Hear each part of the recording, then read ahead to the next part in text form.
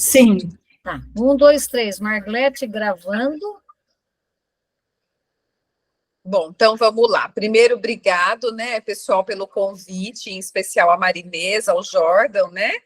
Esse tema dessa apresentação, na verdade, o Serviço Social já fez uma apresentação parecida no curso da Smile Train, que teve em 2021, que foi o primeiro curso de formação continuada para assistentes sociais atuantes aí em programas de fissura lábio-palatina, né? Então, quem pôde participar, o último módulo do curso, nós fizemos uma proposta de um modelo único de atuação para todos os assistentes sociais que atuam com fissura lábio-palatina, né? Então, hoje, até a Marinês falou, pode, né, se for do seu interesse, você pode até dar a mesma aula, passar a mesma aula, a gravação do curso da Smile Train, mas nós passamos por tantas mudanças, né, nos últimos tempos aqui no Centrinho, e que eu falei, acho que não combina mais. Infelizmente, a gente passar, né, o que já foi da outra vez, o que nós transmitimos da outra vez para vocês.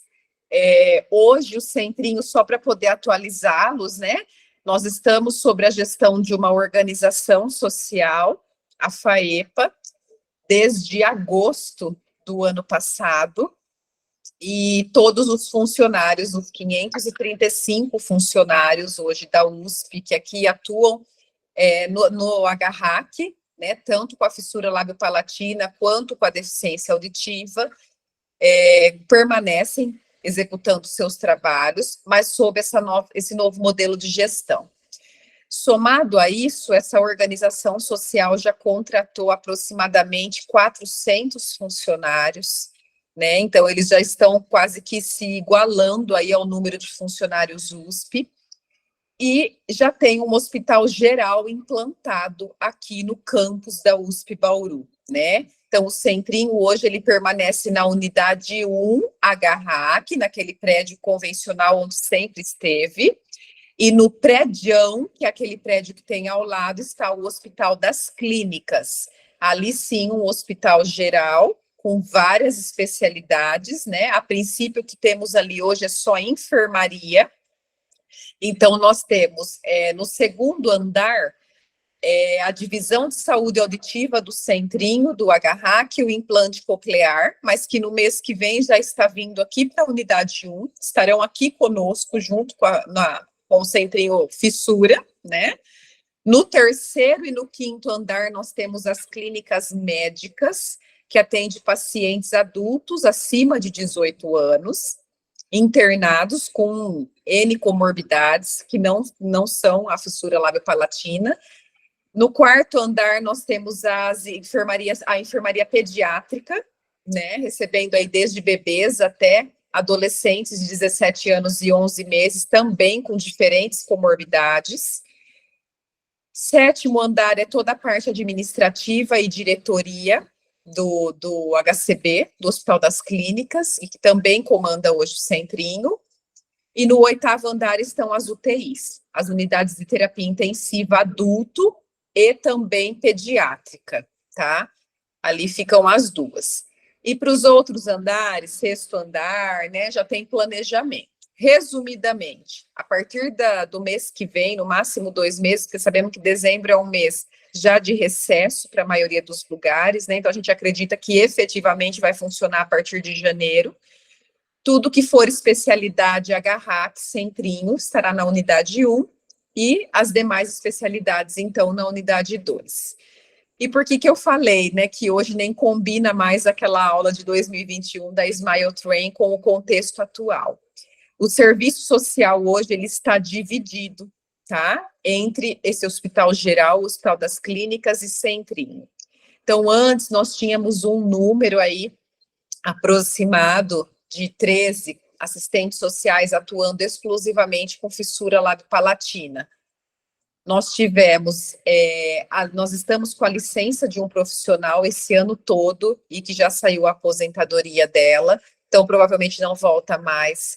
Nós tivemos a transferência de uma assistente social para a faculdade da USP, Faculdade de Odontologia, FOB, tá? E provavelmente teremos agora a aposentadoria de mais uma profissional que já me sinalizou. E aí nós tivemos a contratação de 3 assistentes sociais pela OS, pela FAEPA. Somado a isso, esses 3 assistentes sociais da FAEPA contratados já estão atuando nas enfermarias lá do HC, tanto pediátrica quanto clínicas e UTI. E 2 assistentes sociais aqui da Fissura também já foram transferidos para lá, tá? A Rayane no período da tarde, e agora, semana passada, a Mariane, que era da Divisão de Saúde Auditiva, integrando o período da manhã. E nos próximos dias teremos mais uma realocação de assistente social Fissura para lá. É um contexto bem complicado para nós, porque a proposta dessa gestão, todo mês a gente participa de reuniões de gerenciamento clínico, e a proposta é de ter apenas 2 assistentes sociais no programa de Fissura. Um no período da manhã, um no período da tarde. 2 assistentes sociais no programa de saúde auditiva, incluindo tanto a DSA, que é os pacientes ambulatoriais que fazem uso de aparelhinho, quanto o implante coclear, que já são aqueles pacientes com deficiência auditiva profunda, que são submetidos ao procedimento cirúrgico do implante coclear. Teremos, então, 2 profissionais também, um de manhã e o outro à tarde.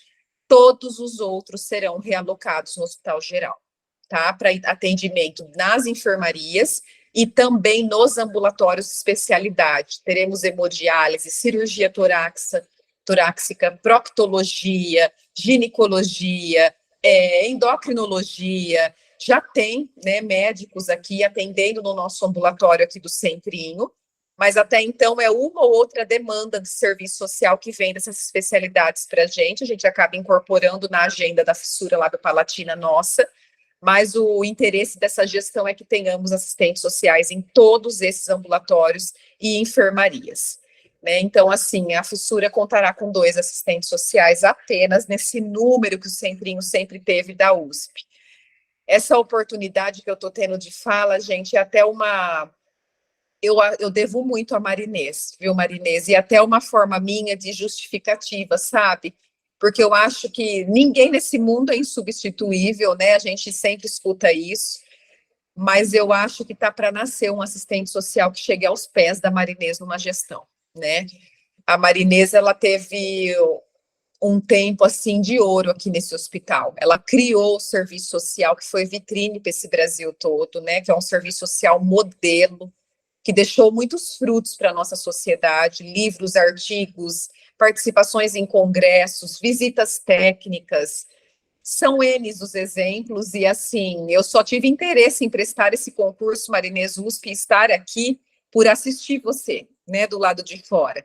Eu estava na minha graduação ainda, quando a Marinês esteve lá e palestrava para a gente, falava com muito brilho nos olhos do Centrinho, mostrando esse excelente trabalho, onde a gente podia ver puramente o serviço social acontecendo na área da saúde, né? Então, é o serviço social modelo mesmo, que nós aprendemos na teoria. Então, eu sinto, sabe, gente, que para quem hoje está na gestão, é muito complicado. Eu acho que desde a saída da Marinês, quando a Regininha assumiu, uma profissional que tem anos de casa aqui também, que acompanhou a Marinês por muitos anos, mas foi ali que o desmonte começou. Desmonte que eu digo, gente, é na gestão hospitalar, tá? Não no serviço social. Foi quando a USP começou a abrir mão de nós, Centrinho, né? A Regininha pôde viver na gestão dela o início do desmonte, e hoje, né, eu estou na gestão aí desde 2018 e vivendo o desmonte concretizado, né? Mas eu acho assim, hoje, quando eu dei esse curso em 2021, para muitos assistentes sociais do Brasil, atuantes em fissura lábio-palatina, eu pude escutar de muitos, alguns me ligaram, escreveram particular: nossa, Thalita, é uma utopia o que vocês vivem, é o modelo ideal mesmo, mas nós que atuamos em associações ou em hospitais gerais, onde temos que dar atenção a outras especialidades que a nossa gestão nos pede, é quase que impossível aplicar tudo o que vocês fazem, né? Então, hoje, gente, eu falo com segurança para vocês, embora, infelizmente, o nosso número aqui hoje seja pequeno, eu queria ter aquele número de 2021 me ouvindo agora, sabe? O Brasil todo, se possível, todos os assistentes sociais atuantes em fissura, que hoje nós aqui, assistentes sociais Centrinhos, estamos sabendo que vocês façam, vivendo a realidade de vocês. É muito difícil. Hoje a gente está tendo que aprender sobre rede AVC, sobre hemodiálise, sobre oncologia, e tudo que vocês puderem imaginar, né? Sistema cardiovascular, aprender novas legislações, os direitos, e a impressão que a gente tem é que a fissura vai ficando de lado, né? E essa é a nossa principal paixão, é o nosso principal foco. Eu tenho uma equipe aqui hoje com gabarito de especialização, mestrado, doutorado, artigos publicados, pesquisas, tudo na área das anomalias craniofaciais e da deficiência auditiva, né? E a gente tenta defender muito isso mensalmente nessas reuniões para a nossa gestão, mas eu também entendo ele vem com um olhar matemático, racional, né? A FAEPA, essa OS, eles não têm culpa do que está acontecendo, né? Eles são simplesmente a empresa que ganhou aí, né, contratada, e eles têm que executar o trabalho deles, porque eles também são cobrados, eles têm prazo, né? Foi a aliança que fizeram aí com a Secretaria do Estado. Então, eu acho que eu devia essa satisfação a vocês. Eu participo dos grupinhos de WhatsApp, dos assistentes sociais, das associações, eu vejo a interação de vocês, todo mundo sempre engajado, querendo, né, enriquecer esse tema na área e fazer o possível por todos esses pacientes e bebês que nascem com essa anomalia. E eu me sinto muito impotente, muito falha, né, quando eu não me vejo participando engajada da forma como é uma Marinês, como é uma Jacirema e todos vocês. Né? Então, assim, é um pedido até de desculpas, de verdade, gente. Eu acho que aquele centrinho de anos anteriores, infelizmente, a gente não consegue ter mais, mas a gente vai se reinventar para não deixar morrer, né? E para que a gente tenha a qualidade, que seja com esses dois profissionais que estarão atuando aí nesse novo modelo de gestão, é o que ele idealiza, um assistente social de manhã e um à tarde apenas, na fissura lábio-palatina, mas que eles possam ser aí os melhores, assim como vocês são, né? E que a gente nunca perca aí a nossa paixão por aquilo que nos encantou e que a gente se formou e buscou tanto e que nos fez estar aqui, né? Então, nessa aula de 2021, que foi o último módulo, como eu falei, eu deixei até um material impresso sobre esse ideal, né? O que seria a nossa atuação aí em programas de fissura, que seria o ideal de um assistente social estar fazendo, né? Então, eu reformulei essa aula hoje de acordo com essa nova realidade que nós estamos vivendo aqui, também pensando naquela fala, como eu já falei, dos colegas que estão atuando em hospitais gerais ou em associações que têm aí seus déficits, seus gargalos, as suas dificuldades, né, de recursos e tudo mais, tá? Então, o objetivo principal, quando nós fizemos esse material, é propor um modelo lógico, né, de atenção social à pessoa com fissura lábio-palatina, subsidiando todos os assistentes sociais do nosso país atuantes em programas de fissura, e por que não também do nosso exterior, né? Eu acho que o nosso trabalho aqui no Brasil, ele é reconhecido internacionalmente, mas a gente tem que começar devagar, né? Se a gente conseguir colocar isso, fazer desse sonho uma realidade, publicando um livro, né, um protocolo único entre nós, entre todos os serviços, eu acho que isso futuramente pode sim ser externalizado, né, para fora. O porquê, né, que isso é necessário? Eu acho que tudo que a gente for querer criar e fazer, primeiro a gente tem que justificar na ciência. Quem pôde participar aí do Total Cleft Care, como a Marinês já falou, que foi esse primeiro congresso que nós tivemos aqui ontem na FOB, né, mas a equipe do Centrinho, do HRAC, Rede Profis, super atuante, participativa, nós ouvimos muito isso, né? Todo protocolo novo, foi um congresso puramente cirúrgico, né, onde só as áreas de comando da fissura lábio-palatina que participaram e fizeram as suas conferências. Cirurgia plástica, ortodontia e fonoaudiologia se resumiu nas 3 áreas, né? Mas ficou muito claro para nós que tudo que for novo, que nós pretendemos aí colocar em prática, criar e disseminar, tem que começar pela ciência. Nós temos que buscar na literatura o porquê que aquilo é importante, qual a necessidade daquilo, né? Então, quando a gente vem propor um modelo único de atuação do serviço social em programas de fissura, nós buscamos na literatura, primeiramente, porque nossa área se faz essencial dentro de um serviço de fissura lábio-palatina? Por que nós não podemos ser aí exterminados? Né? E até é baseado nisso que eu venho defendendo para essa atual gestão também, porque o serviço social não pode morrer na fissura, né? Nós estamos previstos pela Associação Americana, né, de fissuras labiopalatinas e anomalias craniofaciais, como parte da composição da equipe mínima, né? Essa associação, ela prevê 4 eixos aí, entre eles, na composição de equipe, acesso a profissionais das áreas de psicologia, serviço social, audiologia, odontologia geral e pediátrica, otorrinolaringologia, pediatria e enfermagem. Ou seja, esses profissionais como equipe de apoio, né? Porque a gente sabe que equipe essencial no tratamento da fissura é o tripé, né, que é tão antigo já na literatura, mas que se mantém, que é o básico, a cirurgia plástica, a ortodontia e fonoaudiologia. Então, nós entramos aí pela American Cleft como uma equipe de apoio, entre os profissionais da equipe de apoio. Só isso já justifica a nossa necessidade, né?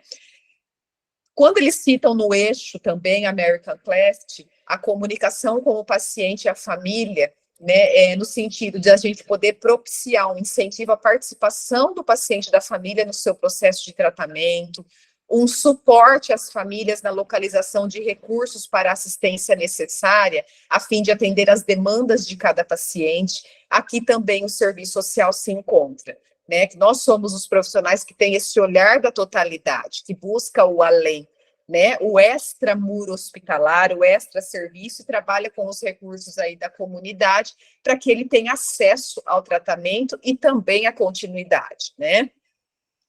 A American Cleft também propõe a competência cultural, que é atender pacientes e famílias de uma forma não discriminatória. E nós sabemos que o serviço social, desde a sua formação, ele vem com esse olhar. Ele é a área, né, que traz esse olhar não discriminatório, né, a pessoa, independente das suas diferenças estéticas, ou funcionais ou psicossociais, né? Então, nesse perfil, a gente também está inserido. E também serviços de apoio psicológico e social. Então, a própria Associação Americana, ela já traz a necessidade desse apoio, tá? Mecanismos que possam avaliar e acompanhar, inicial e periodicamente, se for o caso, as necessidades psicológicas e sociais dos pacientes e das famílias. A Organização Mundial da Saúde, ela também traz algumas estratégias globais aí nos cuidados com as anomalias craniofaciais e que foi sustentada pelo Euroclast, né? Onde eles trazem que a organização dos serviços deve ser composta por equipe multidisciplinar de especialistas. Então, por aí a gente também já se justifica. E quando eles trazem o tópico de finanças, que o serviço que implantar um programa de fissura labiopalatina, ele deve se preocupar com as despesas de viagem desses pacientes, né, dessas famílias, para poder acessar aquele serviço, aquele tratamento. E nós sabemos que é o serviço social, que é o assistente social, é o profissional aí capacitado para poder fazer essa análise da conjuntura socioeconômica e cultural e poder intervir nos recursos de apoio aí, mesmo que financeiro, às famílias. E também temos algumas portarias, né, e a própria literatura trazendo aí a nossa especificidade, a nossa especialidade como fundamental dentro desse serviço. A portaria número 62 do Ministério da Saúde, de 94, ela definiu que os serviços de atenção à fissura labiopalatina devem possuir especialistas nas áreas de medicina, citando anestesiologia, cirurgia plástica, clínica médica, otorrino e pediatra, odontologia, citando a cirurgia bucomaxilofacial, implantodontia, odontopediatria, ortodontia e prótese, a fonoaudiologia, a psicologia, o serviço social, enfermagem, fisioterapia, nutrição e o atendimento familiar.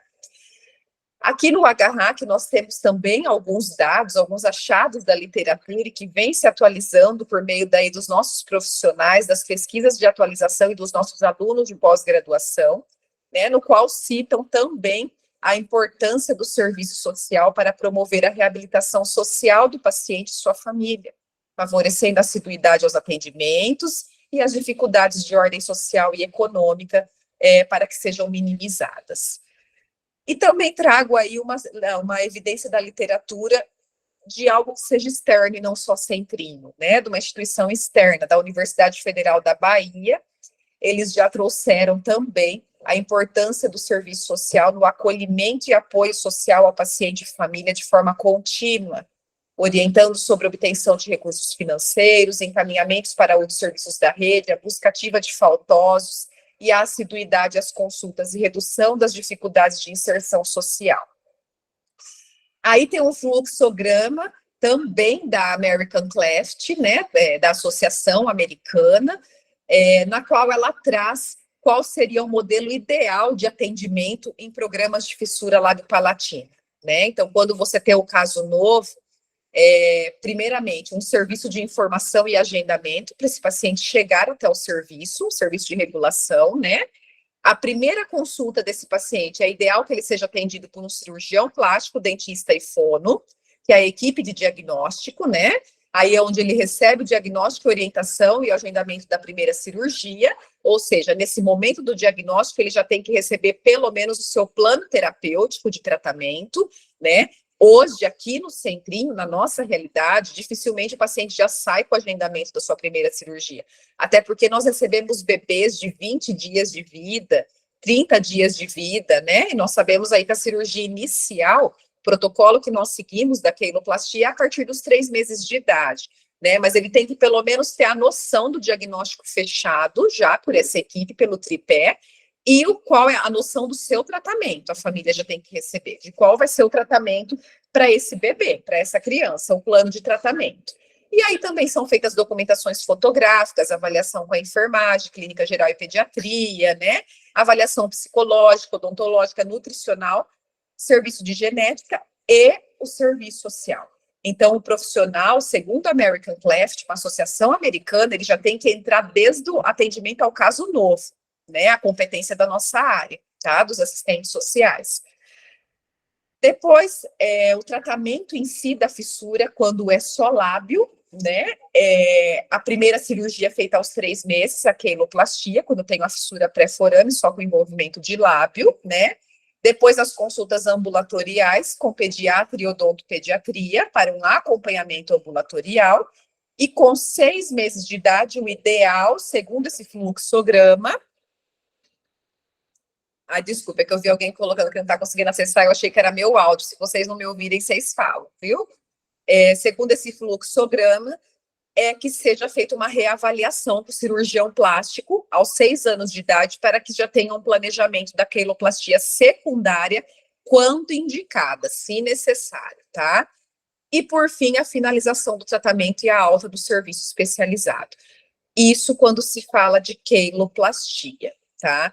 Lembrando, lógico, que temos o tratamento odontológico também, né? Porque a fissura de lábio, ela envolve o rebordo alveolar, né? Ela envolve gengiva e o crescimento da dentição, então tem que ser feito esse acompanhamento por meio das consultas ambulatoriais com pediatria e odontopediatria, tá? E se forem necessárias outras cirurgias da área odontológica, também devem ser planejadas.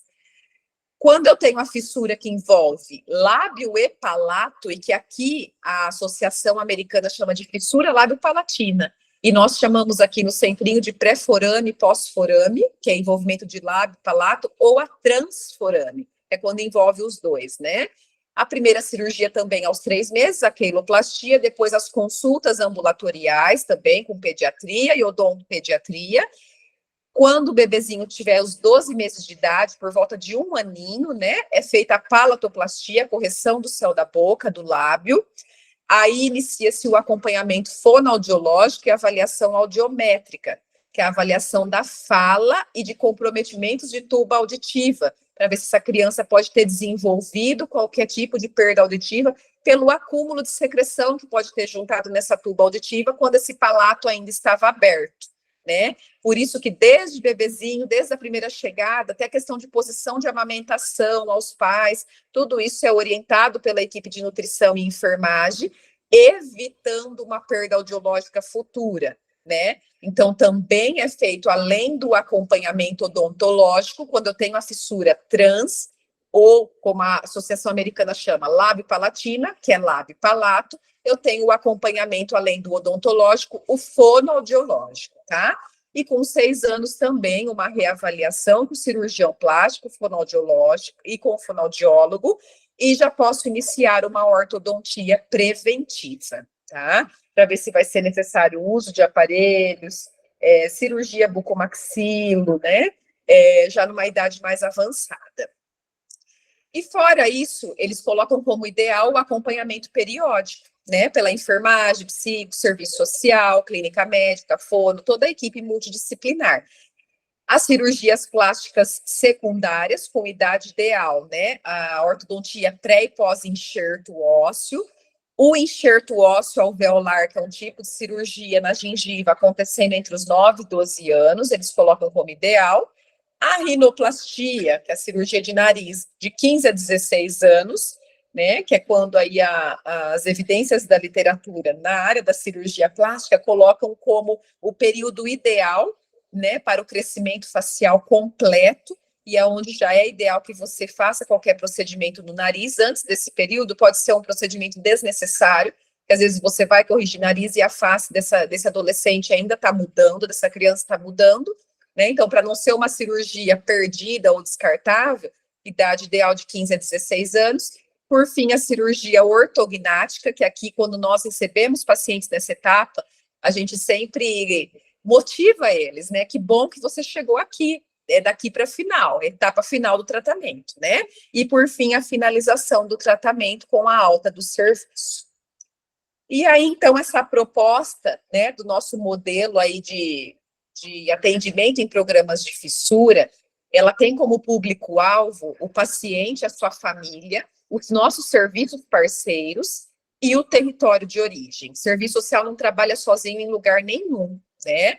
O nosso principal objeto de trabalho são as expressões da questão social, que determinam a condição de saúde de um país. Nós sabemos que a condição de saúde de um país, de um território, de uma nação, ela é medida pela questão econômica, questão de igualdade ou desigualdade social, cultural, e é o principal objeto de trabalho dos assistentes sociais, né? Então, nós temos que pensar no todo, né? Ter esse olhar voltado para esses determinantes, para essas questões sociais, sempre pensando que nós estamos num serviço de fissura lábio-palatina não para tratar só a malformação em si, né? Como a maioria das áreas das ciências biológicas tratam. O nosso olhar, por ser as ciências sociais aplicadas com uma interface nas ciências humanas, ele é voltado à família e ao olhar extramuro, né? Tudo que nós podemos acessar que possa servir como um apoio aí, social a esse paciente, tá? E a nossa atuação, ela é pautada no que o nosso Conselho Federal de Serviço Social criou em 2010, depois fez uma nova atualização em 2014, se eu não me engano, houve depois um novo modelo em 2016 com poucas alterações, mas nós temos um documento que se chama Parâmetros para Atuação de Assistentes Sociais na Política de Saúde, que é o nosso embasamento, né? Porque serviços de fissura lábio-palatina, na maioria deles, são serviços da área da saúde. Então, nós, assistentes sociais que fazemos parte desses serviços, temos que seguir o nosso livro de cabeceira aí, que são os parâmetros criados pelo nosso Cefes, né? E até mesmo os assistentes sociais atuantes aí em associações que têm como foco a assistência social, também têm esse conhecimento para poder saber a etapa de tratamento que esse paciente está enfrentando quando ele acessa a associação, né? Por que ele está buscando aquele serviço. Então, é um conhecimento amplo da nossa área, tá? O objetivo da gente ter um modelo de atuação em programas de fissura é para que a gente tenha como foco que a nossa principal intencionalidade dentro de um serviço desse é a viabilização do acesso desse paciente, dessa família ao serviço e da continuidade do tratamento, é a prevenção e a intervenção naqueles casos que abandonam a reabilitação, abandonam o tratamento antes da alta, né? Incluir o paciente e a família nas políticas públicas lá do seu território, em serviços, programas, projetos, benefícios das diferentes políticas intersetoriais. Então, ele tem que ser um ator aí do seu processo, né? Ele tem que ser um sujeito do seu processo, ele tem que saber sobre a sua deficiência, sobre a sua malformação, quais são os direitos que eu tenho, o que eu posso acessar nas diferentes políticas que o meu território me oferece, tá? Contribuir para a efetivação de direitos sociais previstos aí no SUS, né? Equidade, cidadania, inclusão social. E aí eu trago, gente, agora, foi a principal alteração da aula de 2021, né? De meio todo esse enunciado que eu fiz para vocês do nosso novo modelo de gestão, né? Dessa mudança aí da atuação do serviço social aqui no Centrinho.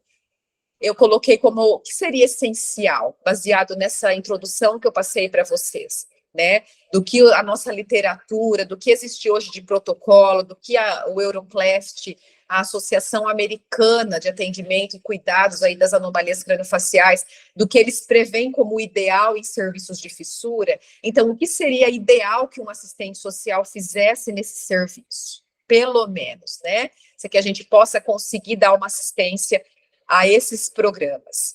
Primeiro, nem seria programa, seria um projeto. Primeiro, um projeto de atendimento à gestante e familiares de bebês que já no pré-natal tiveram, por meio do exame de ultrassom, a evidência de que o bebezinho nascerá com uma fissura lábio-palatina ou com uma anomalia craniofacial, né?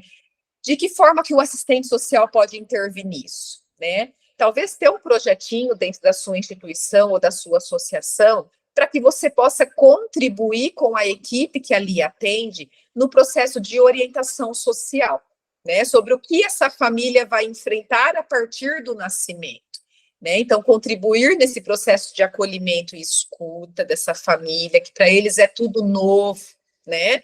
Às vezes eles não têm nem ideia do que é aquilo, como que vai ser a face desse bebê, por quanto tempo ele vai ter que frequentar uma unidade hospitalar, quantas cirurgias ele vai ter que fazer, qual é o gasto que eu vou ter com isso ou não, né? Ele vai ter uma vida normal, ele vai ser como as outras crianças, os outros adolescentes ou adultos, como que vai ser a inserção dele no mercado de trabalho? Você imagina a cabeça dessa gestante, todas essas preocupações começam a aparecer, né? Então, nós temos que participar já desde esse momento, nesse acolhimento, nessa escuta dessa família, preparando eles para esse momento do nascimento, que vai ser o momento em que ele vai ver de fato o que é aquilo, né? Por mais que, às vezes, o obstetra que está acompanhando vai mostrar vídeo, livro, vai pedir para a família pesquisar na internet, quando ele tem um contato com o serviço, com o programa de fissura, ele já pode ser orientado de como que vai ser aquilo, né? E pode ser também motivado para que enfrente esse tratamento, tá? Então, prestação de orientações sociais sobre como vai ser esse processo de reabilitação da fissura, quais os meios que eles já podem buscar para poder acessar os serviços que existem no Brasil hoje. A gente pode apresentar, se entrar ali no CNES, no Cadastro Nacional dos Estabelecimentos de Saúde, vocês podem pesquisar isso no Google, na frente da família. Você imprime na hora a listagem de todos os serviços que são credenciados no Ministério da Saúde hoje, SUS, 100% SUS, para que essa família não tenha gasto, né? Lembrando da nossa principal proposta do serviço social, que é a efetivação de direitos, né? Então, antes de eu indicar um serviço particular, é eu mostrar que ele tem direito a esse acesso ao serviço gratuito de saúde, que existem hoje inúmeros no Brasil, né? Temos serviços até além daqueles credenciados ao Ministério da Saúde, serviços parceiros da Smile Train, que recebem o incentivo aí dessa organização internacional no tratamento, né? Para que ele já possa saber, olha, então, quando nascer, qual é o caminho que eu vou buscar, onde eu vou e como eu vou chegar nesse serviço, né? Para poder iniciar o seu tratamento. Hoje, nós temos aqui eles chamam de aconselhamento a gestantes e familiares, né? Nós, do Serviço Social, gostamos mais de falar de acolhimento e orientação, né? Mas não é uma garantia de que essa família e esse paciente vai ser exclusivo nosso, né? Ele vai ser um paciente aí que vai estar em tratamento aqui nesse hospital, vai depender muito do território de origem dele. Então, é importante essa família estar consciente de que, após o nascimento, ela vai procurar uma unidade básica de saúde com o encaminhamento do pediatra em mãos, para que essa unidade básica de saúde acione a Secretaria de Saúde do município e faça o cadastramento, o encaminhamento desse bebê na Ciresp, né, que é a nomenclatura atual da CROSS. E aí, ali, ele vai ser encaminhado para um serviço, para um território de referência. Quando eu não falo em Ciresp ou em CROSS, que a gente sabe que é algo voltado ao estado de São Paulo, essa própria secretaria do município, ela vai encaminhar para a Secretaria do Estado e que também vai acessar qual é o serviço mais próximo para essa família ter acesso ao nascimento da criança, tá? Encaminhamento para orientações clínicas junto à equipe, né? Às vezes você está ali acolhendo essa mãe, nós vamos te passar agora pela nutrição, isso é o serviço que você atua, contar com esse profissional ali, né? Ou de enfermagem, para você já aprender um pouquinho como vai ser essa fenda, essa abertura, a questão da amamentação, da pega, porque nem sempre a maternidade vai te dar esse embasamento, tá? Eu falo por experiência para vocês, acho que no nosso número, a maioria aqui são mulheres, e vocês também devem ter passado por isso. Eu, quando tive meu filho, a maternidade me ensinou muito superficial sobre uma amamentação, né? E eu tenho prótese de silicone, as enfermeiras ali do berçário também nem teriam a obrigação de saber, mas desconheciam, meus ductos estavam todos entupido mesmo na linguagem. O Dr. Clóvis, que foi pediatra do meu filho, falou isso para mim, é entupido, não tinha o processo do aleitamento adequado. O que aconteceu com meu filho? Chorou por uma semana inteira de fome em casa, né? E era fome mesmo. Só depois de eu ouvir do meu pediatra, dele fazer a ordenha e falar para mim, você não tem leite suficiente, eu buscar um banco de leite, foi que eu consegui ver que meu filho ia precisar de uma suplementação. Então, vocês imaginam para um bebê com fissura, essa mãe na maternidade, né? Se a maternidade hoje não tem nem a responsabilidade, talvez, eu acho que até teria responsabilidade, mas não se sentem na obrigação, talvez nem tem tempo e nem capacitação para isso os profissionais, né? De orientar uma mãe usuária de prótese, ou que fez uma redução de mama, ou que já teve um câncer de mama, quem dera uma criança com a fissura, né, com a abertura, a pega correta, dificilmente ela vai ter isso lá no seu território. Então, nesse programa de gestante, é o momento que nós temos aí para já dar esse embasamento para essa família, essa orientação inicial, fica como ideia para os serviços, talvez, mas aqui a gente não vai conseguir pôr isso na prática. Criar manuais, buscar manuais na Smile Train, na internet, hoje em dia tem muito, aqui no Centrinho nós temos esses manuais para oferecer para toda a comunidade, né, de amamentação, da primeira alimentação desse bebê, na fase aí da sua introdução alimentar, tudo isso já é um embasamento que você dá para a gestante, tá?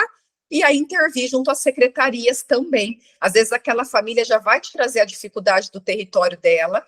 Nossa, vai ser muito difícil eles me encaminharem para algum lugar, porque tudo que a gente precisa, toda especialidade lá é muito difícil conseguir consulta. Você já pode, por que não? Mas nem tem prontuário ainda aqui na minha instituição. Mas nada te impede, como assistente social ou como membro de uma associação ou de um serviço, já fazer esse contato, auxiliando essa família, esse paciente, né, para facilitar o acesso dele ao tratamento.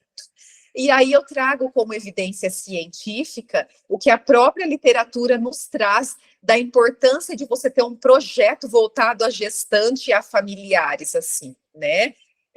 As informações, eu trago uma citação bem breve, as informações que os pais mais gostariam de receber no período neonatal são relativas à forma de amamentação da criança e as opções de tratamento existentes. Então, veja, isso a própria literatura nos traz, quando a gente fala de fissura lábio-palatina, né? Um outro artigo traz a citação, se a fissura é diagnosticada ainda na gestação, é possível preparar essa mãe para entender e aceitar o filho que está por vir, minimizando prejuízos emocionais na relação da dia de mãe e bebê, né? Então, você previne até o processo de negação, né, desse bebê. E um melhor enfrentamento. Uma outra proposta de projeto para atuarmos em serviços de fissura é a gente poder atender essa família, esses bebês, já na chegada, né? No atendimento inicial dele na instituição.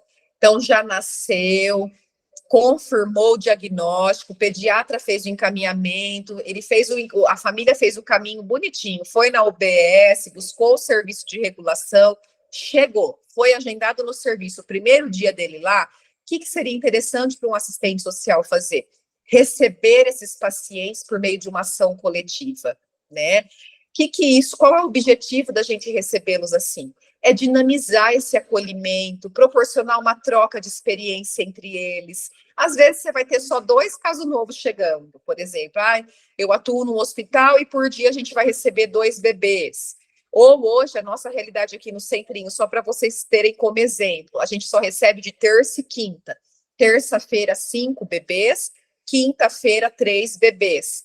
Já é possível a gente fazer uma ação coletiva. Esses pais vão ver, ou essa avó, seja quem for esse responsável legal pela criança, quem for trazer, ele vai ver que ele não está sozinho, que junto com ele está chegando outras pessoas no serviço, que o filho dele, que o bebezinho que ele está ali cuidando não é o único na sociedade. Isso já é uma forma de acolher, tá? É um momento bem rápido, geralmente, que a gente faz aqui, de 20 minutos, no máximo meia hora, essa ação coletiva, para que eles possam se conhecer, e mesmo que tiver uma família só, a gente chama na salinha de reunião, acolhe, né, mostra um vídeo da instituição, entrega um manual que o serviço social criou, falando sobre a fissura lábio-palatina, o que é o Centrinho, os nossos protocolos, o tratamento, quais são nossos serviços parceiros, o que ele pode buscar saindo daqui, né? Então, é um momento muito interessante para que você faça esse acolhimento, tá? Numa ação coletiva. Então, é o acolhimento aos pacientes e familiares por meio da ação coletiva inicial, conhecendo as suas histórias, prestação de orientação sobre as normas e as rotinas da instituição onde eles agora estão pertencendo, a entrega do material educativo, do serviço social, e se tiver de outros profissionais também, como eu falei, manualzinho da nutrição, de outras áreas, e que eles coloquem à disposição para que vocês entreguem, nada impeça que nesse momento a gente faça essa divulgação dos materiais educativos como suporte, e a interpretação dos recursos da comunidade, institucionais, o tratamento fora do domicílio, que são os recursos que ele pode buscar de apoio para acessar esse serviço, quando o bebê for agendado para um retorno, para uma cirurgia, ele vai saber que ele tem apoio que ele deve ter o apoio da prefeitura e do estado para chegar até o lugar, o apoio com a locomoção, os recursos para estadia, para alimentação, conhecer quais são as associações de fissura lábio-palatina do Brasil, falar sobre a rede Profis, né? Em último caso, que ele pode ter um apoio jurídico quando ele tiver algum direito violado, quando o paciente tiver qualquer enfrentamento ou barreira no acesso ao seu direito, que esse pai, que esse responsável legal pode buscar formas de judicialização, tá?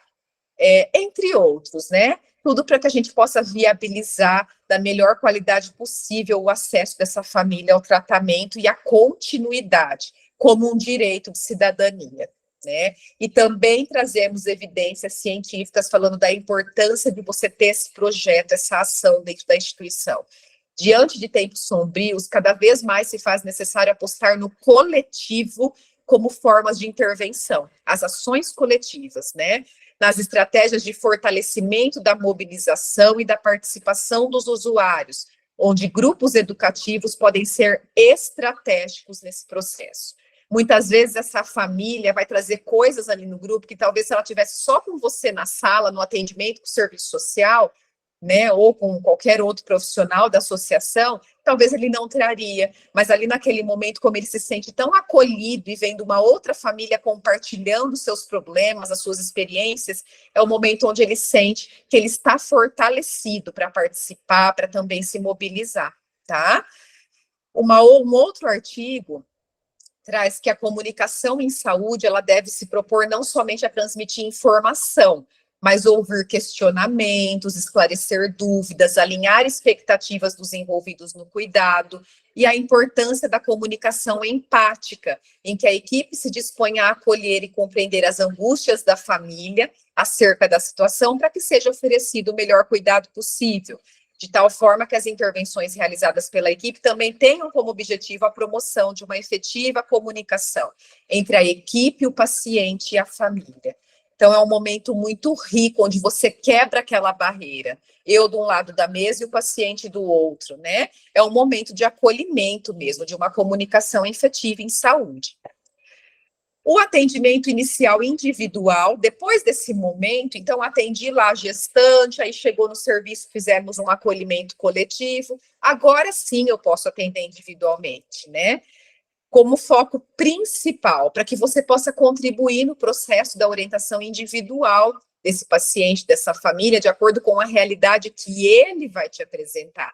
Que nem sempre, agora mostrando o outro lado, a importância da ação individual, nem sempre o que ele vai te trazer agora individual, ele apresentaria lá na ação coletiva. Às vezes uma questão financeira, de desemprego, uma mãe que está rejeitando o bebê, ou que está sofrendo a discriminação dentro da própria família, avós que não querem ver, ou o irmãozinho que não aceitou, ou o marido que está pedindo a separação. Enfim, é onde nós entramos aí nas múltiplas expressões da questão social que envolve esse paciente muito além do que a fissura lábio-palatina, né? Então, nesse momento do atendimento individual, é o momento em que nos compete prestar orientações sobre o tratamento global. De preferência, nós fazemos ele após o diagnóstico da equipe, né? Então, depois que ele passa por uma reunião clínica ou no atendimento individual, dependendo do serviço em que você atua, com cirurgia plástica, ortodontia e fono, teve o diagnóstico fechado, teve um plano terapêutico, é você saber interpretar esse prontuário para essa família, interpretar esse tratamento, né? Orientar como que vai ser, numa linguagem mais acessível, que é onde eles ficam até mais à vontade com a gente do que quando eles vê o médico ali com aquele jaleco branco, dando um diagnóstico, mexendo na boca da criança, o dentista. Muitas vezes a mãe vai guardar para si as dúvidas. Então, é nesse momento que nós, como assistentes sociais, somos profissionais capacitados para fazer essa interpretação, tá?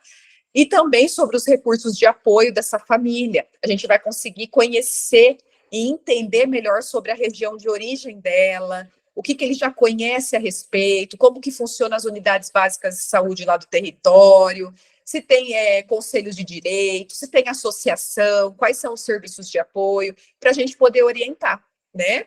Também é possível fazer a realização de estudo social, cada instituição hoje tem o seu protocolo, a sua maneira, né, do assistente social conhecer a realidade socioeconômica e cultural desse paciente, dessa família. Nós aqui no Centrinhos fomos agraciados aí pelo legado que a Marinês nos deixou, que é o protocolo instrumental de estudo socioeconômico, foi atualizado antes da aposentadoria dela, no ano que ela aposentou, fizemos a nossa última atualização, né? E agora, com essa nova gestão, eles vêm com uma proposta de prontuário eletrônico. A gente já encaminhou para o pessoal do TI deles lá, que é de Ribeirão Preto, né? Da área analista de sistemas, para poder inserir esse protocolo no prontuário eletrônico, porque se faz fundamental que o assistente social tenha um instrumental de avaliação socioeconômica, de estudo social dessa família. Senão, cada um vai conduzir de um jeito, né? É no achômetro. Aquilo que para mim é uma casa boa, para o outro é uma casa ótima, é regular. Aquilo que para mim é uma renda suficiente, para o outro colega não vai ser. A gente acaba levando os nossos valores, a nossa subjetividade. E a nossa lei de regulamentação da profissão de serviço social deixa muito claro, né, que os nossos instrumentais de atuação devem ser desprendidos de qualquer valor pessoal ou subjetividade. Eles devem ser construídos baseados nas evidências da literatura, nos achados sociais, econômicos e políticos da nossa sociedade, né? Então, é importante que a instituição crie ou pode até reaproveitar de uma outra instituição. Esse instrumental mesmo da Marinês, ele foi compartilhado com muitos assistentes sociais desse Brasil todo, e muitos fazem o uso, né, porque ele foi criado aí com base de muito estudo, né, da CBO, IBGE, evidências da literatura, uma construção de anos, né, e que tem até livro publicado. Então, eu acho que isso nos fortalece, nos enriquece, e faz com que a gente tenha uma prática ética, né, baseada aí na objetividade mesmo, não naquilo que é subjetivo. A prestação de benefícios assistenciais de acordo com a necessidade que esse usuário, essa família vai trazer, né, aquilo que você puder orientar, que a instituição também possa fornecer, ou que ele tenha que buscar lá no território de origem dele, intervenção junto ao TFD, se necessário. Se ele já te trouxer nesse atendimento individual a dificuldade que ele tem no território dele para acessar tratamento de saúde, é o momento que você já pode intervir fazendo ofícios de apoio, fazendo contato, já dando suporte para essa família, quem ele vai buscar quando ele chegar lá no território, para que ele consiga acessar esse tratamento até a reabilitação completa, sem ter a preocupação do recurso que ele vai ter que bancar aí para estar, né? Por uma vez que ele busca um serviço que é SUS, que é público, é uma responsabilidade do Estado, das políticas públicas, o custeio desse tratamento, tá? Desde a chegada desse paciente até a conclusão final. A intervenção junto aos pacientes que nos solicitam documentações institucionais. Muitos assistentes sociais, quando eu falei sobre isso no curso do Smile Train, em 2021, me questionaram, nossa, mas isso é uma função administrativa, é de oficial administrativo. Nós temos que, de fato, ver a questão de documentação. Na instituição, nós temos que ter esse profissional administrativo, né? Lógico, cada instituição tem as suas limitações e a gente respeita. Tem gente que não tem verba, instituição que não tem verba para contratar, e por que não o assistente social assumir, né? Mas quando você tem esse profissional, o ideal é que a gente consiga direcionar e até dar um embasamento para essas equipes administrativas, um treinamento para eles, né? Mas eu acho que aqui o foco principal do assistente social é saber por qual motivo essa família vem solicitar essa documentação, tá? Então, ele vai te trazer as questões. Olha, meu filho, além da fissura, tem uma síndrome raríssima, eu estou tendo que me ausentar do trabalho, eu pedi demissão, meu marido também está faltando bastante, porque a gente vai ter que se ausentar muito agora para o tratamento, eu gostaria de ter um apoio, tem algum benefício do INSS? Eu não posso encaminhar essa família para o INSS, por exemplo, com mão abanando, sem nada, né? Então, é nesse sentido. Mãe, solicita ao pediatra, que acompanha seu filho desde o nascimento, um laudo completo relatando qual é a malformação que ele tem, qual é a deficiência que ele apresenta. Aqui na nossa instituição, nós temos tais documentos que também pode te dar esse suporte, tá? Então, é mais nesse sentido. E se a instituição não tiver o documento, por que não criar, né? Aqui nós temos modelos e que por meio desse curso do Smile Train nós também divulgamos com muitos assistentes sociais do Brasil, modelo de laudo que dá embasamento, né? Não que vai caracterizar a pessoa ali, o paciente como uma pessoa com deficiência, mas que vai dar um embasamento para que o perito, seja onde for que essa família vai apresentar esse laudo, esse documento, para dar um embasamento para ele, um conhecimento das barreiras que esse paciente, que essa família enfrentam pela malformação, tá? O perito, gente, ele não é obrigado a saber. Nós, equipe de reabilitação, temos que mostrar. Nós é que somos estudados, que temos o conhecimento sobre a malformação em si, e é mostrar mesmo qual é a barreira que esse paciente enfrentou ou vai enfrentar ao longo da sua vida por ter uma malformação. Então, é nesse sentido, tá? É da orientação da documentação como um direito, e se eu não tenho um profissional na minha instituição que possa desenvolver esse documento e fazer, por que não o assistente social não poder fazer?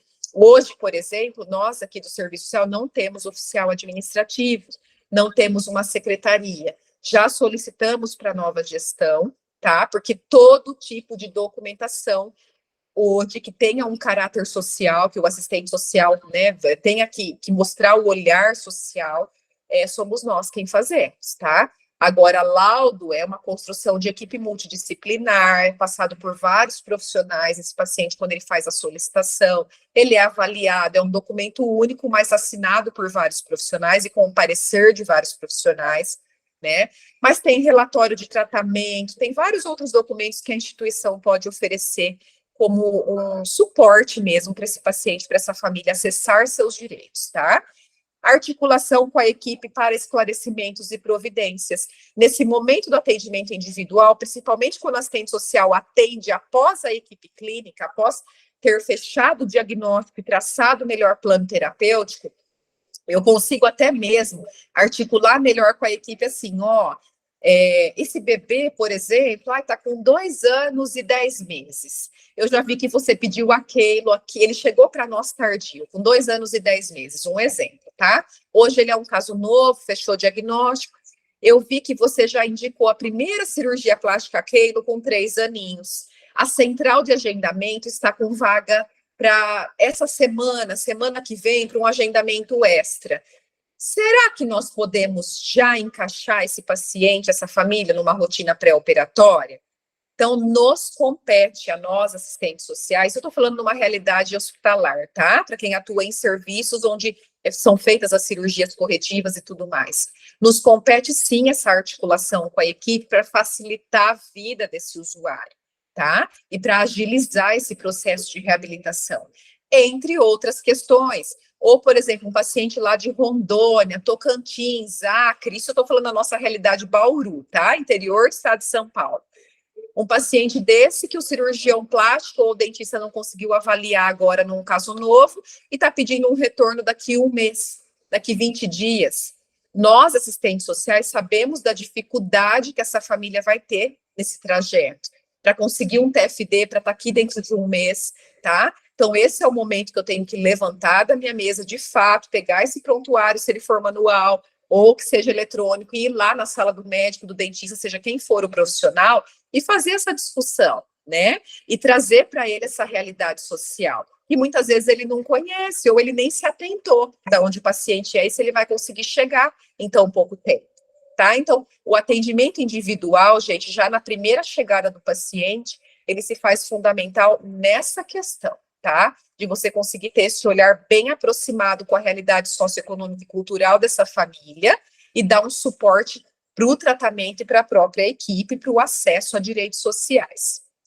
No atendimento individual a casos novos, o assistente social busca um conhecimento aproximado da realidade social, econômica e cultural das famílias e transmite à equipe, possibilitando uma visão de totalidade desses usuários. Então, olha como a evidência da literatura. Esse artigo ele foi fruto da minha tese de doutorado, da minha dissertação de mestrado, né, quando nós buscamos conhecer os aspectos sociais e econômicos de famílias dentro do programa de implante coclear aqui do Centrinho, que não é em si a fissura lábio-palatina, é uma outra realidade, deficiência auditiva, mas que também faz o atendimento inicial a caso novo, o assistente social. E aqui eu trago a importância desse atendimento, né? E um artigo um artigo da Marinês, de estudo socioeconômico, não é o livro, né? Ela traz a importância de se aplicar um estudo social na primeira vinda do paciente, né? De um caso novo, num atendimento individual, ó. Por quê?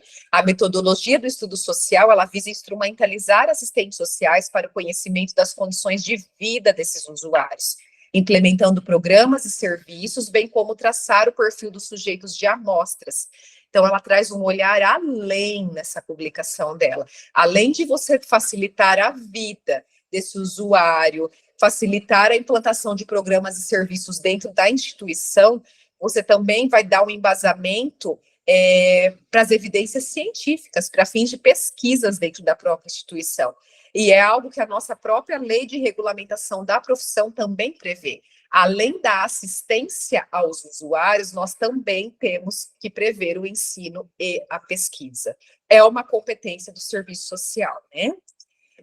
Outro foco, gente, é o atendimento no momento da pré-cirurgia, atendimento aos pacientes que vão passar pela cirurgia. Então, é aquele momento que ele chega no hospital para fazer os exames e as consultas pré-operatórias antes da hospitalização.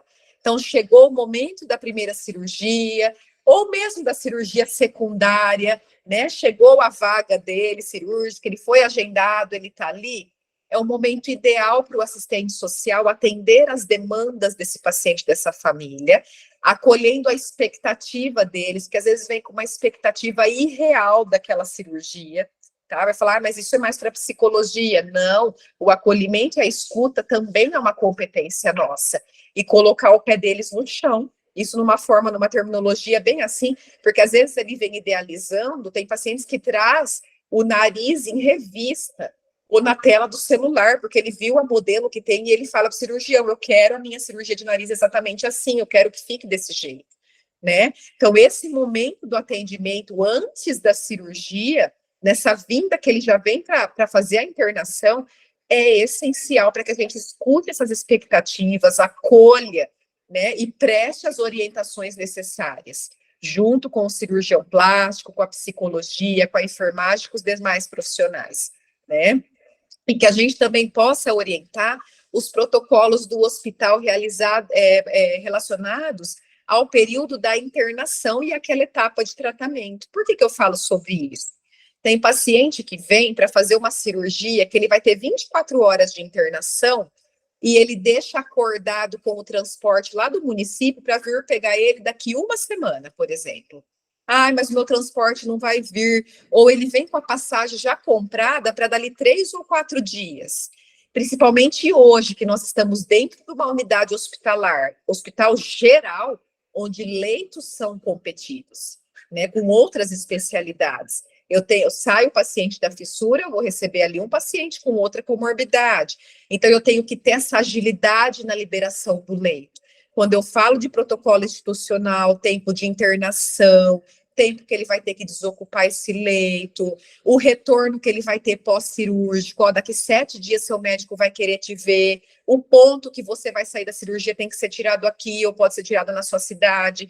Quando eu participo desse processo de orientação já na rotina pré-operatória, eu facilito para esse paciente a sua recuperação, tá? Então, nesse momento, as nossas atribuições estão no levantamento das expressões da questão social dos pacientes e famílias nessa rotina pré-operatória, para a prestação de orientações, encaminhamentos necessários, facilitando para a família a permanência durante esse período da internação, o retorno para a sua cidade na alta e também o retorno depois ao hospital no período que for solicitado em ambulatório, tá?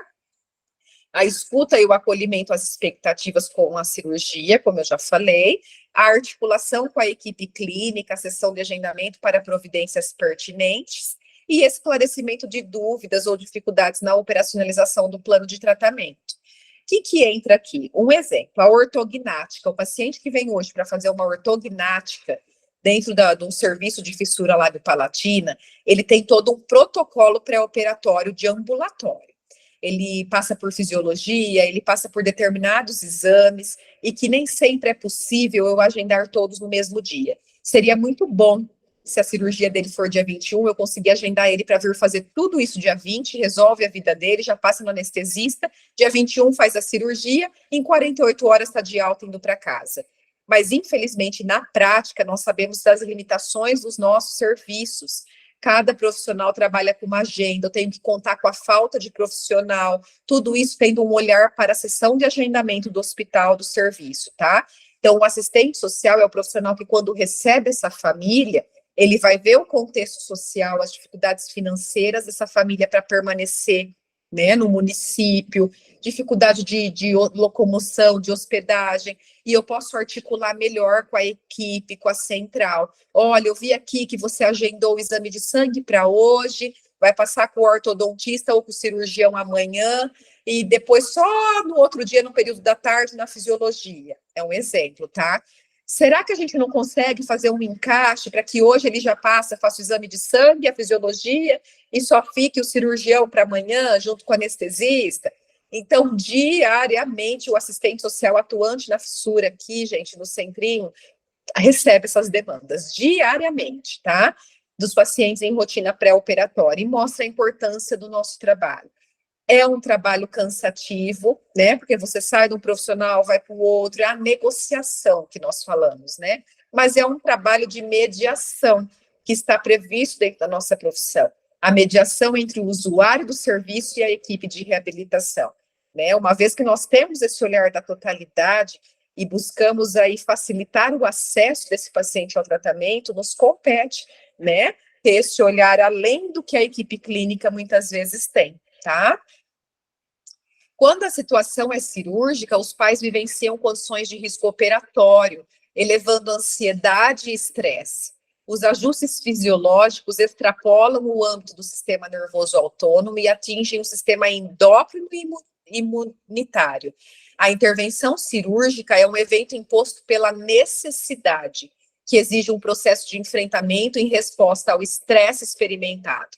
Então, esse artigo do Dr. Armando, né, ele é o nosso enfermeiro, chefe da equipe de enfermagem aqui do Centrinho, ele traz um olhar além, um olhar para o cuidador, o que os pais enfrentam no processo operatório, né? O que isso gera neles, o que desencadeia no cuidador, né? Então, é muito importante, é um olhar é um momento de estresse mesmo para o cuidador, né? O paciente, muitas vezes, ele não está nem entendendo, principalmente quando é bebê, né? Para que ele vem, o que ele vai ser sujeito, a não ser a partir dos 2, 3 aninhos de idade, que ele já recebe até um preparo da psicologia, tem simulação da cirurgia, é um trabalho muito bonito que a cirurgia faz com bonecos, né? Ela simula o centro cirúrgico para a criança já entender que é sim um procedimento invasivo que vai ser feito nela, né?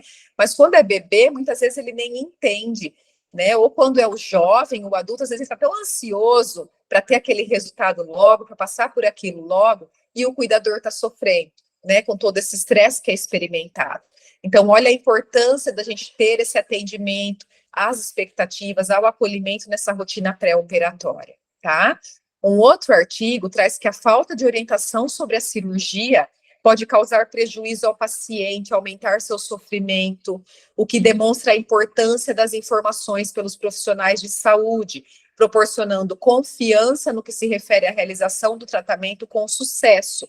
Torna-se evidente a promoção do cuidado, das orientações educativas e da inserção da família para a continuidade dos cuidados no domicílio após a alta hospitalar, bem como a importância de estratégia de tratamento direcionada aos indivíduos com fissura lábio-palatina para atingir expectativas e satisfação com os resultados, né? Então, eu também ter já no momento pré-operatório esse momento de orientação ao paciente, de escuta, de acolhimento, pensando como vai ser depois, no pós-operatório, no domicílio. Essa família é capaz mesmo, né, de assumir esses cuidados em domicílio, né? Nós, assistentes sociais, temos a capacidade e a competência de ter esse olhar, de trabalhar essa família e prepará-los para o que vai ser depois no domicílio e de transmitir esse olhar para a equipe também, tá?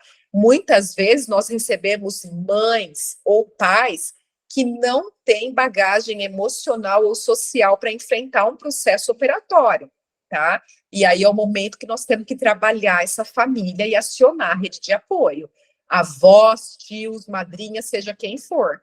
E nós temos muito casos assim aqui, tá? Que no momento da cirurgia é acionado um terceiro para que possa acompanhar essa criança, ou para que possa acompanhar essa mãe e esse pai dentro do momento da internação e no domicílio, no pós-operatório, dando suporte, dando bagagem. Quando você vê que a família, o cuidador por si só, não, às vezes não vai ser capaz, tá? Então, nesse momento, é muito importante que nós tenhamos essa avaliação e transmitimos esse olhar para a equipe e para a própria família, sem discriminação, com cuidado, né? Aí o momento da hospitalização também, quando ele vem, quando então ele faz a sua internação no dia da cirurgia, a importância da gente conseguir prestar um atendimento para dar um apoio social e contribuir no processo de integração e humanização durante esse período de internação, orientando quais são os direitos e os deveres do paciente, do acompanhante ali naquele momento da hospitalização, que infelizmente às vezes nós temos acompanhantes que se alimentam no quarto, pacientes adultos que vem a esposa e quer tomar banho junto com o paciente. Nós somos muito acionados pela enfermagem por essas demandas, tá? Pacientes que não querem fazer a higienização correta, ou que só quer comer um alimento que vem de fora, só come fast food, meu filho fez a ortognática e não está querendo aderir à alimentação. Então, nós somos muito acionados para intervenção junto da equipe multidisciplinar nesses casos, tá? Então, não é só também o que é direito, mas o que é dever desse paciente, desse acompanhante, naquele momento da hospitalização, tá? E é um trabalho que o assistente social nunca faz sozinho, a gente sempre faz em equipe, principalmente quando envolve demandas de outras áreas, tá? Prestação de benefícios assistenciais de acordo com as necessidades dos usuários. Às vezes, eu estou com uma mãe aqui acompanhando o bebezinho lá na internação, e trouxe a avó junto, ou trouxe o pai, porque desconhecia que não podia vir 2 acompanhantes, que é permitido um só, e é uma cidade muito longe, família sem recurso, não conseguiu TFD, eu não tenho onde colocar essa avó, esse pai hospedado, né? Nós temos hoje instituições parceiras aqui em Bauru, principalmente ligadas à religião, né? Instituições cristãs, infelizmente a gente não tem mais o alojamento da Profis, né, que era nosso principal parceiro. Então, a gente vai buscando N possibilidades para resolver essa questão social. Em último caso, é negociar com a enfermagem, com a gestão hospitalar, para liberar a entrada do segundo acompanhante. Vai ter que ficar internado junto, vira uma internação social. Então, o assistente social ele tem que articular esses processos quando diz respeito a questões sociais, tá? Realização de visita nas enfermarias para os pacientes que estão internados. Então, eu atendi ele lá desde a entrada, como um caso novo, bebezinho, quando ele veio para fazer a cirurgia. Agora ele está aqui no momento da cirurgia. Faça uma visita, faz um acolhimento, como que esse paciente está, né? E também na recreação. Nós temos aqui no hospital um espaço onde as mães, os pais, os cuidadores permanecem aguardando a cirurgia. Então, o paciente está lá no centro cirúrgico, o cuidador está lá fazendo algumas atividades de recreação, para distração, para que o horário passe mais rápido, até acabar a cirurgia, ele ser chamado para entrar no quarto, na enfermaria. Nada impede que o assistente social faça visita nesses espaços também, para acolher esse acompanhante, esse cuidador. Lógico, né, gente, é o ideal. Quando eu tenho um número de profissionais aí que comporte eu fazer todas essas ações, né? Contato com a equipe no período da internação, visando uma assistência integral ao usuário, providência nos casos de alta, para otimizar a liberação do leito hospitalar, contatos informais na sala de espera, para que a gente possa observar e intervir em situações desnecessárias. Às vezes eu tenho mãe, nós temos, né? Nós recebemos mães que no momento que deixa o bebezinho ali no centro cirúrgico começa a descompensar numa sala de espera, ela não quer ir para recreação e chora extremamente alto ali na sala de espera e fica nervosa e deixa as outras mães que estão aguardando para o bebezinho entrar para o centro cirúrgico nervosas também. Já tivemos casos de pais. A mãe impediu o pai, ela tem medida protetiva de que venha acompanhar o filho na cirurgia. A hora que a mãe está ali, acabou de deixar o bebê no centro cirúrgico, o pai chega, quer informação. Já tivemos situações de agressão em sala de espera entre pai e mãe. Então, são casos, assim, bem complexos. É muito importante que o assistente social circule em todos os espaços do hospital para que a gente tenha esse olhar observador do que está acontecendo, né? E possa intervir nas situações que forem necessárias, tá? Lógico que também com o apoio da equipe, não é um trabalho único do serviço social. Apoio nos casos de óbito ou necessidade de transferência. Às vezes aconteceu alguma outra complicação, apresentou algum quadro clínico que vai precisar transferir o paciente para uma unidade mais complexa, que a gente possa estar participando dessa interlocução entre as unidades hospitalares, acolhendo essa família, explicando o porquê da necessidade, junto com a área médica, de enfermagem, com o cirurgião, né? O momento do óbito também, lógico que a notícia do óbito ela é sempre dada por médico, isso está no Código de Ética Médico, é ele que é o profissional que notifica o óbito, que preenche a declaração de óbito, mas o assistente social pode estar ali no momento do acolhimento a essa família, né? E de também ver quais são os recursos que ela tem disponível para poder estar agindo nesse momento que é tão difícil. Questão de funeral, né? De translado de corpo. É muito raro, quando a gente fala em fissura lago-palatina, a gente fala, nossa, tem óbito toda semana? Não. Diferente daqui, Hospital Geral, todos os dias nós temos óbito aqui, né? Se você for olhar as outras especialidades, todos os dias, e mais do que um óbito por dia. Então, isso é uma realidade muito nova para nós, assistentes sociais aqui, mas a gente está agindo, né? Estamos sendo chamados a atuar em todos os óbitos. Em termos de fissura, hoje a evidência do centrinho é de um óbito no ano, e tem ano que nem ocorre, e isso é muito bom, né? Porque são cirurgias muito bem pensadas, preparadas, pacientes muito bem acompanhados, e a gente sabe que a maioria delas intervenções que não são em órgãos vitais, né? Diferente de quando eu tenho um paciente com uma outra comorbidade, como é a realidade de serviços onde tem aí hospitais gerais. Ações coletivas com acompanhantes de pacientes em internações complexas. O que é isso? Aqueles bebês que vêm direto da maternidade por ter uma síndrome, às vezes é Pierre-Robin, que é uma sequência de Pierre-Robin que tenha um tipo, vamos supor, de síndrome, né? Em que ele tem a dificuldade respiratória, alimentar, e ele já tem que sair direto da maternidade para um serviço especializado, já vem direto.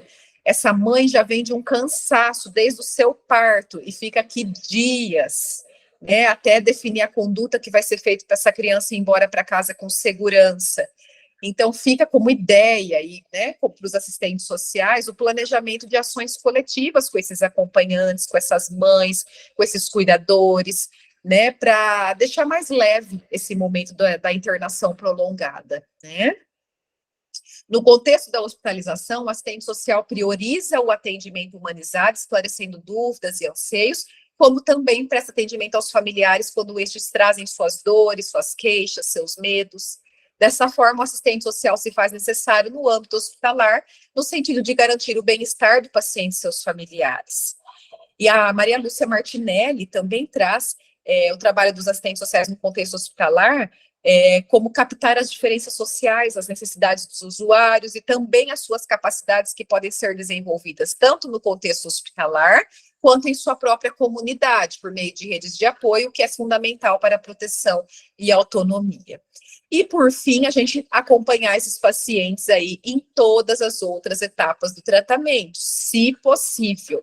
Quando ele vem para um atendimento ambulatorial, após o procedimento cirúrgico, ou antes desse procedimento cirúrgico, lógico que nós não vamos conseguir acompanhar em todas as vindas, estou falando por experiência própria, nós aqui, quando eu falo em ter 2 assistentes sociais no programa de fissura apenas, impossível acompanhar aí os mais de 150 mil pacientes que nós temos hoje aqui no Centrinho, né, em todas as etapas de tratamento ambulatorial. Mas talvez colocar metas, atualização do estudo social a cada 2 anos, eu crio uma agenda ambulatorial para que a cada 2 anos eu atualize estudo desses pacientes, ou a cada 3 anos, a cada 4, né, ou crio uma agenda para demandas sociais, esse paciente que às vezes veio lá com uma consulta com o dentista ou com a fono, ele identificou que tem uma questão social, ele pode me pedir uma interconsulta, né? Hoje nós reduzimos muito o número das nossas agendas ambulatoriais aqui de acompanhamento. Antes nós tínhamos agenda de projetos comunitários, que a gente tinha os pais coordenadores, os pacientes coordenadores, né? Uma agenda só para atender esses pacientes e muitas outras. Serviço social Bauru, projeto Bauru, onde atendia todos os pacientes só de Bauru, acompanhando inserção escolar, mercado de trabalho, benefícios, tudo isso vem sendo extinguido. É com muita tristeza, né, mas de fato, pelo menos eu falo aquilo que a gente julgar como essencial, o paciente que de fato apresenta uma demanda social, que são casos mais complexos, tentar priorizar o atendimento a esses pacientes em ambulatório, o acompanhamento dessas famílias, que nós podemos ter essa liberdade de pedir agendamentos, né, com o serviço social, em agendas específicas, nessas etapas ambulatoriais, para acompanhar esses casos mais complexos, tá? Aí aqui eu trago 2 citações também, eu vou passar por conta do tempo, e aí algumas ações aqui do serviço social, que seriam interessantes serem executadas, mas que pensando na realidade da maioria dos serviços do Brasil, e que agora também é a nossa, acaba ficando mais difícil, né? É a inserção no núcleo interno de regulação. Eu vou resumir, tal, que está aqui, o Ministério da Saúde, ele prevê o assistente social dentro das equipes do núcleo interno de regulação. Quando foi criado, né, um manual de núcleo interno de regulação no Brasil, foi previsto, além da enfermagem, também a presença de assistentes sociais dentro dessa equipe. Hoje aqui nós não temos mais, tá? O nosso núcleo interno de regulação do HRAC foi extinto, foi criado um único do Hospital das Clínicas, onde é composto por oficial administrativo e enfermagem apenas, né? Mas é importante que pelo menos nós, assistentes sociais, entendamos os processos de regulação de acesso, tá? Que é o que eu falei já para vocês. Quando nasce um bebê com fissura, qual é o caminho? Como que eu oriento? Isso, pelo menos, nós temos que ter conhecimento, tá? Como ele chega num serviço. E isso eu posso ler a respeito, né? Buscar artigos, ou com o próprio núcleo interno de regulação, buscar informações, trocar conhecimentos. Quando eu tenho conhecimento de uma família que está com dificuldade de chegar no serviço, tá? Nesse sentido, nós podemos sim articular.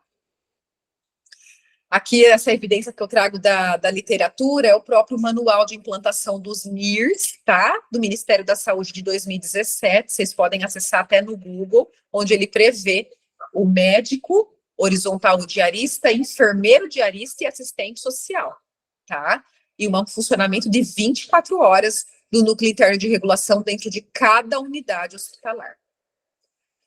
A prevenção dos casos de falta, abandono de tratamento é um trabalho que o serviço social tinha aqui também e que hoje foi extinto pela nova gestão, tá? Na visão deles, é uma obrigação do usuário, o seu compromisso com o tratamento e não uma obrigação do hospital ficar buscando o paciente. Então, foi uma agenda extinta, nós tínhamos um trabalho até de plantão aos sábados, onde nós fazíamos a busca ativa, seja por meio dos pais coordenadores, das associações, CRAS, CREAS, ligávamos em UPA, em pronto-socorro, buscando esse paciente, porque às vezes ele se muda e esquece de atualizar o seu endereço no hospital, de justificar a sua falta, para que ele não tenha prejuízo no tratamento, a gente começava a buscar esse paciente, né? Hoje é um trabalho extinto aqui no Centrinho, mas que para nós do serviço social ele ainda é essencial, tá? Mas como ele foi extinto pelo novo modelo de gestão, eu coloco ele para vocês como uma ação interessante de se fazer. Mas a gente entende as limitações aí de muitas instituições, assim como a nossa hoje, em sustentar esse trabalho, né? E aqui trago a evidência científica sobre a importância da adesão do paciente ao tratamento e desse trabalho da busca ativa, né, em pacientes com fissura lábio-palatina. Os trabalhos em sala de espera, nós tínhamos esse trabalho aqui também, tá? Com os assistentes sociais e com os alunos residentes, onde a gente otimizava o tempo de espera desses pacientes, entre uma consulta e outra, entre um exame e outro, no aguardo dele para entrar para o centro cirúrgico, para a cirurgia, né? Nós levávamos informações nas salas de espera sobre direitos sociais, aquele mês que tem uma campanha educativa, exemplo, outubro rosa, novembro azul, setembro amarelo, a gente levava as temáticas para trabalhar com eles, né, a violência doméstica, a violência contra a mulher, as rotinas do centrinho, se muda alguma norma, algum protocolo, falávamos ao microfone, tínhamos uma troca com esses pacientes em sala de espera, era um trabalho coordenado e executado exclusivamente pelo serviço social, tá? Que até janeiro ou fevereiro desse ano nós sustentamos e que foi suspenso pela nova gestão também. Aqui a evidência científica, tá? Sobre a importância da gente estar sustentando essas ações socioeducativas no trabalho do assistente social, né? E essa evidência é a do nosso Conselho Federal de Serviço Social, nos parâmetros para atuação do serviço social na política de saúde, né? Onde eles defendem essas ações socioeducativas do assistente social, nos complexos hospitalares e em todos os serviços, seja ele da assistência social, da saúde, nós temos que ocupar esses espaços. Então, a gente não se contentou, viu, com esse não, eu acho que é uma luta que nós vamos rever e nós vamos continuar aqui no hospital, para que a gente abranja todas as salas de espera, não só da fissura, também a gente se coloca à disposição aí do complexo do HC, né, para trabalhar esses temas e mostrar a importância desse trabalho de serviço social. O ensino e a pesquisa é o ideal também, a nossa lei de regulamentação da profissão, ela prevê como uma ação, né, essencial nossa. Gente, eu vou correr que está acabando a bateria do meu celular e eu estou sem carregador. Hoje nós mantemos porque o Centrinho, acima de tudo, ele é um hospital de alta complexidade que tem como missão a assistência, o ensino e a pesquisa. Então, isso eu acho que não há gestão que vai conseguir derrubar de nós, né? E eu acho que ação nenhuma na assistência, ela se sustenta sem ensino e sem pesquisa, né? Cada protocolo que é colocado em prática, cada mudança, cada implantação de programa, de projeto, cada ação que é revista, que é reformulada, ela tem que ser feita com base em estudo, em publicação, em ciência, e nós temos aqui os nossos alunos de graduação, de pós-graduação, nós temos 2 programas de residência multiprofissional aqui, e que recebemos assistentes sociais nesses programas. Hoje o serviço social tem uma média de 10 residentes por ano aqui, né, só nesses programas de residência, E além de alunos de mestrado e doutorado, que eles fazem algumas disciplinas práticas nos nossos ambulatórios, na internação, então é algo que é indestrutível dentro desse hospital, tá? E que é essencial para a nossa profissão. Então, essa presente proposta de modelização do serviço social em programas de fissura, ela é uma representação parcial de uma realidade que é muito complexa, né? E que evidencia diversas questões dignas de debate, investigação. Claro que cada serviço vai avaliar a sua necessidade. Isso aqui é o ideal, é uma utopia, mas nem sempre é possível a gente acompanhar em todas essas etapas com todos esses projetos, né? O Serviço Social em Programas de Fissura Lábio-Palatina brasileiros vinculados ao SUS e credenciados pelo Ministério da Saúde estão conseguindo funcionar conforme essas diretrizes que são sistematizadas na proposta, que eu falei lá na introdução, conforme a Associação Americana prevê? Quais os aspectos do contexto local estão influenciando positivamente ou negativamente a implantação dessas ações no trabalho dos assistentes sociais? O que está acontecendo dentro dos nossos serviços que está nos impedindo de implantar essas ações do serviço social em programas de fissura? De que maneira os serviços conseguem trabalhar o enfrentamento das expressões da questão social que envolve os pacientes com fissura lábio-palatina, do início do tratamento até a alta definitiva? Ou seja, se eu não posso ter assistente social em programa de fissura, só tenho que ter um número drasticamente reduzido, uma coisa muito sucateada, de que maneira que esse serviço vai enfrentar, então, as expressões da questão social desse público com fissura lábio-palatina? Eu acho que tudo isso são perguntas que nós temos que levar para a nossa gestão, né? A realização de pesquisas com abordagens avaliativas nos diferentes territórios brasileiros podem contribuir para a construção dessas respostas sobre essas e outras lacunas envolvidas na atenção social à pessoa com fissura lábio-palatina no SUS. E esse modelo que nós propomos, ele contribui também para clarificar ao Estado brasileiro o que se espera de um serviço de atenção à fissura lábio-palatina, de acordo com os princípios do SUS, como a universalidade do acesso e a integralidade no tratamento. É isso, gente. Aqui estão as referências. Essa aula, então, ela está gravada, mas eu encaminhei os slides para a Rede Profis e para a Marinês também, e pode ser compartilhado com todos vocês. Aqui está o nosso novo logo do Centrinho, agora o Hospital das Clínicas. A estrelinha do Centrinho foi incorporada aí dentro desse novo logo, e essa é a nossa nova realidade, né? E eu estou aberta aí aos questionamentos, peço desculpa por exceder aí um pouquinho do horário, e é um prazer sempre estar falando com vocês, e eu tenho muito orgulho desse grupo, viu? Thalita, muito obrigada pela excelente apresentação, né? Você realmente fez uma correlação muito importante do processo teórico e prático do serviço social, né? Você é uma doutora e é uma referência na área, né? Agradeço muito a sua colaboração. O que eu queria, assim, me deixou um pouco, eu não sei se a gente poderia até agora parar a gravação, falar para a Margarete fazer um stop na